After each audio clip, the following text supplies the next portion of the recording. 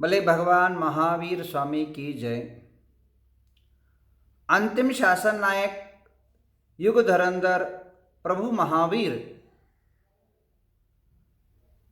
राजगिरी पर्वत पर पहुंचे और राजगिरी पर्वत पर पहुंच करके चार घातिया कर्मों को नाश करके केवलत्व को प्राप्त किए। जैसे ही केवलत्व को प्राप्त किया, केवल बोधि को प्राप्त किया, केवल ज्ञान को उपलब्ध हुए, तत्क्षण जो है आकाश के अंदर समोषण निर्माण हुआ। 20,000 सीढ़ी बन करके तैयार हुआ। 12 सभाएं निर्माण हुई और 12 सभा में के बीचों बीच में गंधकुटी निर्माण हुई और उस पर कमल और उस पर परमात्मा विराजित हुए और ऐसे दिव्य भव्य महासमोषण सभा निर्माण हुई।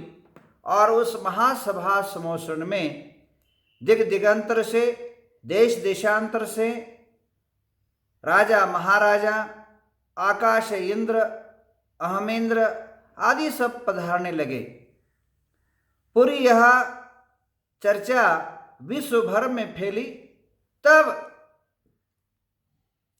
राजा श्रेणिक अपने राजवैभव के साथ, राज परिवार के साथ वह भी प्रभु के वाणी सुनने के लिए वहां पहुंचने लगा।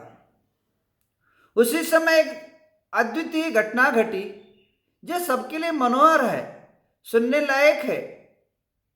भगवान महावीर के समोषण में सभी पहुंच रहे थे और सभी को देख करके एक मेंढक को भी भावना हुई कि मैं भी चलूं प्रभु के चरणों में। वह टुनकता हुआ, कूदता हुआ, उछलता हुआ और मुंह के अंदर एक फूल की पाकड़ी लेकर के प्रभु के चरण में पहुंच रहा था। और वह अपनी गति से, अपनी शक्ति से वह जा रहा था और पीछे से राजा श्रेणी का वैभव आ रहा था। हाथी पर बैठा हुआ सैनिक आगे बढ़ रहा था और आगे आगे मेंढक था, पीछे पीछे हाथी था और हाथी की चाल बड़ी थी और मेंढक का चाल छोटा था और अंतर कम होता गया, कम होता गया। उसी समय अचानक मेंढक हाथी के पैरों तले दब गया और मेंढक की मृत्यु उसी समय हुई। भावना विशुद्ध होने के कारण, भावना पवित्र होने के कारण, प्रभु के चरण में एक पुष्प चढ़ाने की शुद्ध भावना होने के कारण वह राजा श्रेणी के पहले वहां पहुंच गया था। राजा श्रेणी के पहले वह उदयमान हो गया था और राजा श्रेणी बैठा ही था। अचानक वहां एक देव को देखा। प्रभु महावीर से पूछा, प्रभु महावीर, सब लोग देवगण, देवतागण, देवीगण सब पहले आ चुके हैं, ये मेंढक का चिन्ह धारा हुआ, ये देव इतना लेट क्यों हुआ? तो पूर्व वृत्तांत महावीर प्रभु ने सुनाया श्रेणी को, तेरे हाथी के नीचे यह मर करके शुद्ध पुष्प चढ़ाने की भावना के कारण, शुद्ध भक्ति वंदना के कारण यह अभी जो है देवगति को प्राप्त होकर के अभी समोषण में आया है। तो बंधु, प्रभु महावीर के समोषण के जाने की भावना के माध्यम से, प्रभु की वाणी को सुनने की भावना के माध्यम से, प्रभु महावीर के वाणी को सुनने के मन के अंदर विचार निर्माण होने से स्वर्ग की प्राप्ति होती और देवत्व पर्याय प्राप्त होता है। मनुष्य जीवन सार्थक और शुद्ध होता है। आश्चर्य की बात है, भगवान महावीर के समोषण में राजा श्रेणिक ने एक नहीं, दो नहीं, तीन नहीं, पूरे 60,000 प्रश्नों का उत्तर पाया और उसके उत्तर के स्वरूप में आज हमारे सामने आगम साहित्य और शास्त्र मिलते हैं। 11 अंग 14 रूप में बांटा हुआ है। इसको अलग अलग विषय की दृष्टि से 4 भागों में बांटा है, जिसको अनुयोग भी कहा जाता है।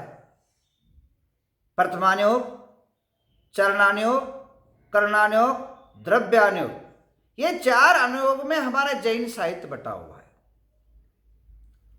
और ये 4 अनुयोग मनुष्य का अध्ययन का विषय है।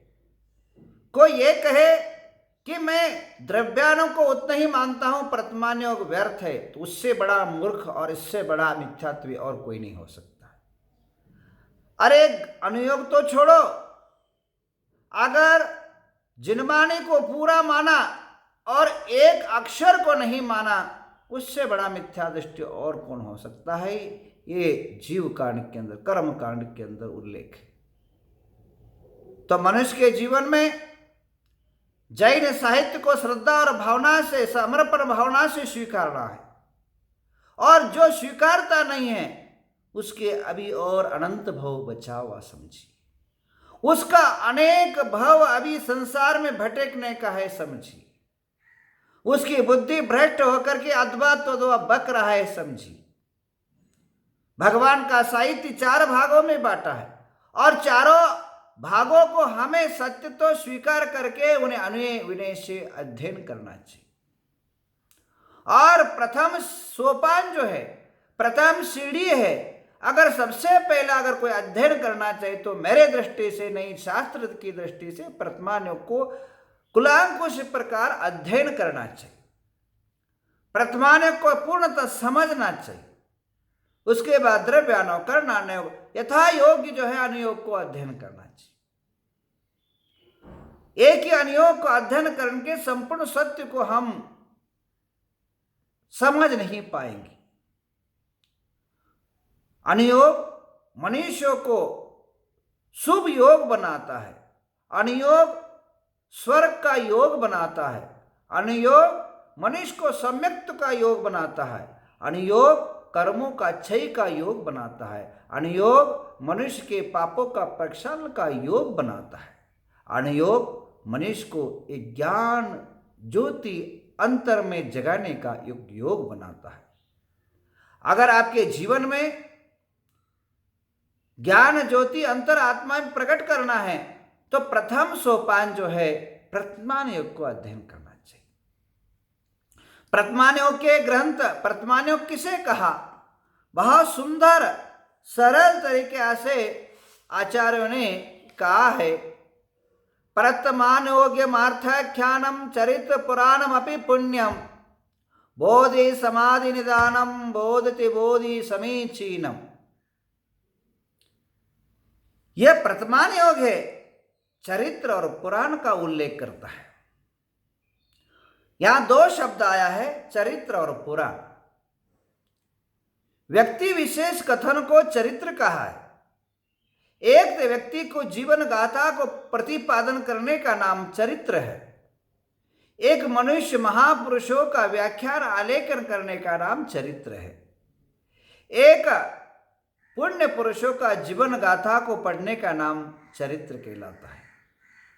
एक ही व्यक्ति विशेष को एक पूर्णतः एक ही पुस्तक, एक का जिसमें वर्णन हो, एक ही का जीवन कथा, जीवन चरित्र, जीवन का जो भी शुभ अशुभ घटना को प्रतिपादित करने का जो ये है तरीका है, उस तरीका में को चरित्र का है।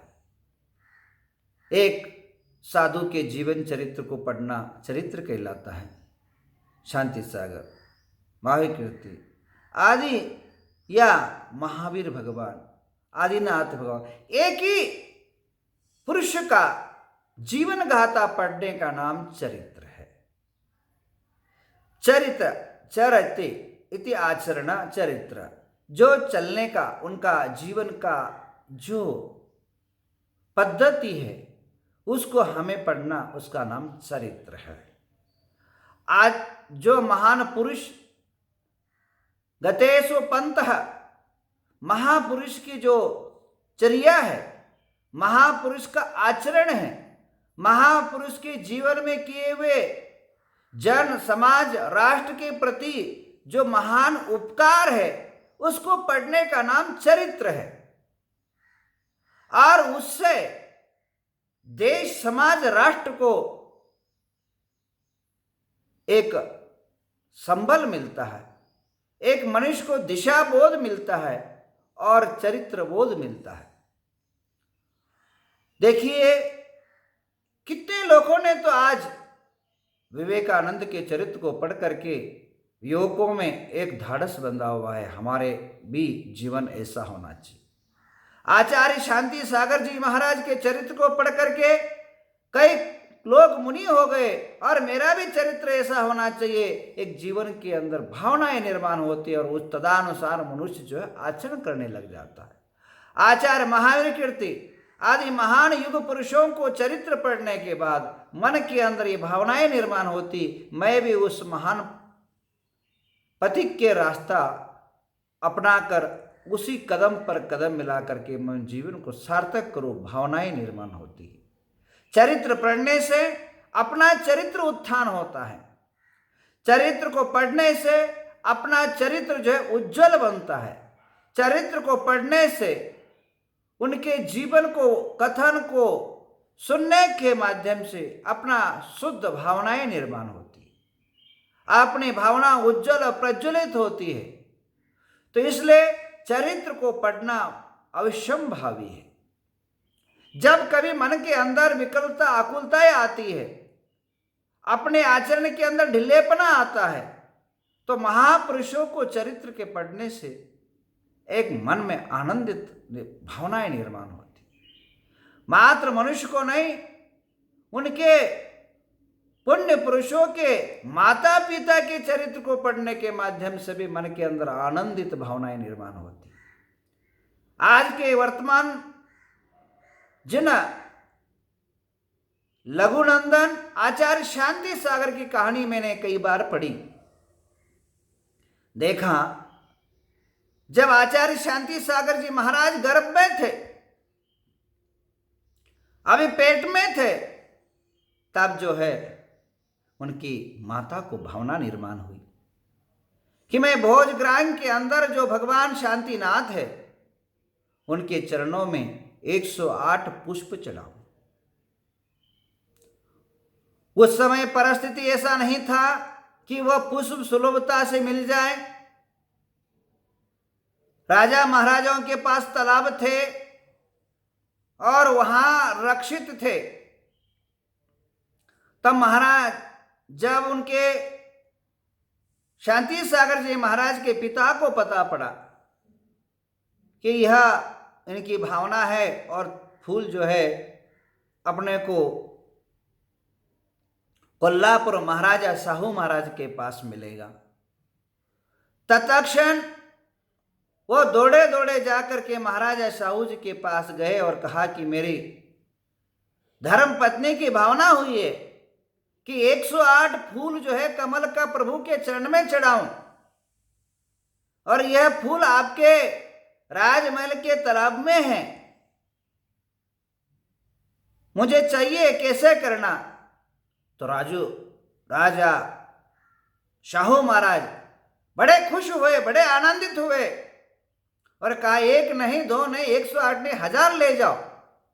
और तुरंत उन्होंने तोड़ के दिया और वह लेकर के आए और माता ने प्रभु के चरण में 108 फूल चढ़ाया। और उस भावना के पुष्प भावना के चढ़ाने के भावना से, प्रभु को आराधना के भावना के कारण आज हमारे जिन शासन को, जिन धर्म को, जिन आगम को जन जन तक पहुंचाने के नायक आचार्य शांति सागर इस युग में अवतार लिए। बंधुओं, आज भारत देश के अंदर आज साहित्य अगर जीवंत है, उसका अगर कोई श्रेय जाता है तो आचार्य शांति सागर जी महाराज को जाता है, क्योंकि यह साहित्य पहले ताड़पत्रियों में थे। यह साहित्य एक अपने तिजोरों में बंद थे।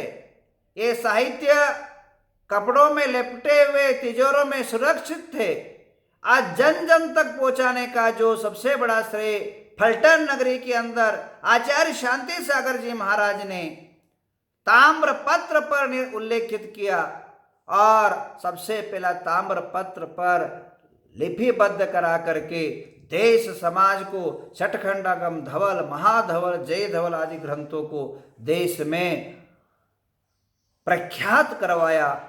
तो बंधुओं, जैन साहित्य, जैन आगम, तो ऐसे आचार्यों का चरित्र पढ़ने से हमारे जीवन में एक भावनाएं, एक विचारधारा धार्मिक रूप से आकर्षित होता है।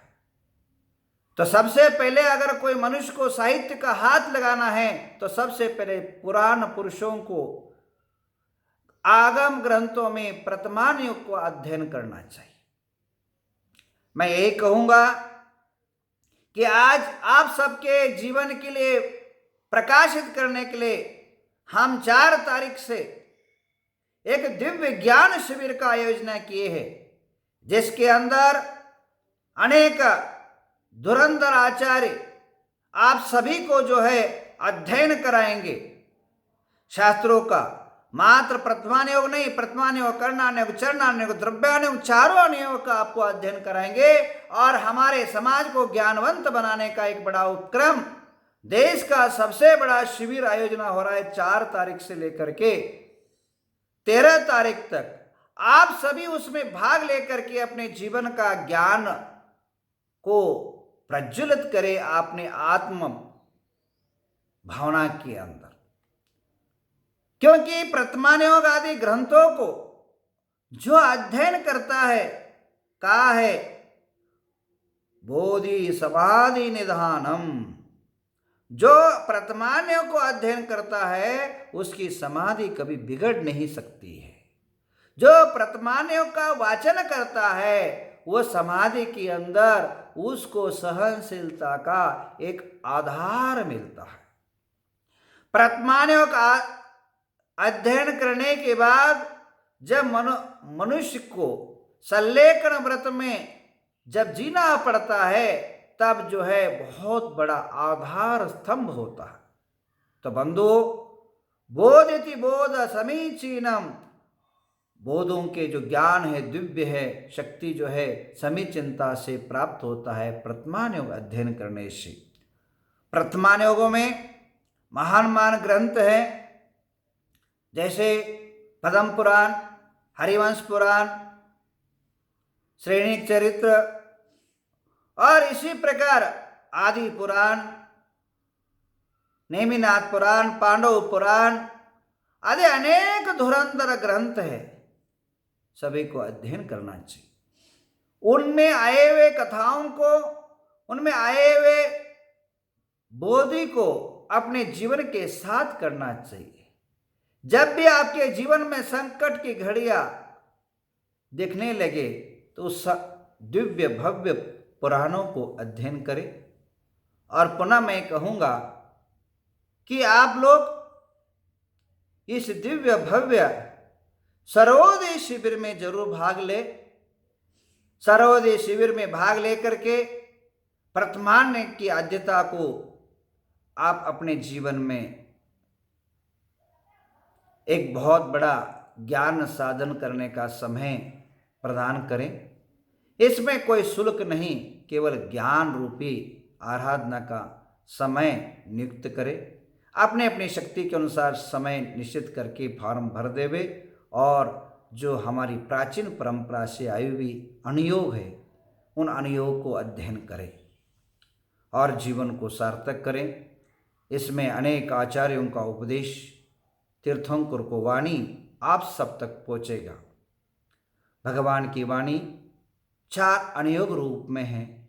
वर्तमान योग में क्या क्या और महत्व है इसके बारे में मैं और कल आपको समझाऊंगा। अब इतना ही समझिए, जैन धर्म का जो विभाग ज्ञान का है वो 4 भाग में है, वर्तमान योग, कर्णान योग, चरणान योग और द्रव्यान योग। तो प्रथम अनुयोग है, प्रथम सोपान है, प्रथम सीढ़ी है ज्ञान का, वो है प्रथमान युग। प्रथम अनुकरण करने वाला कोई वस्तु है वह प्रथमान है। ओम नमः।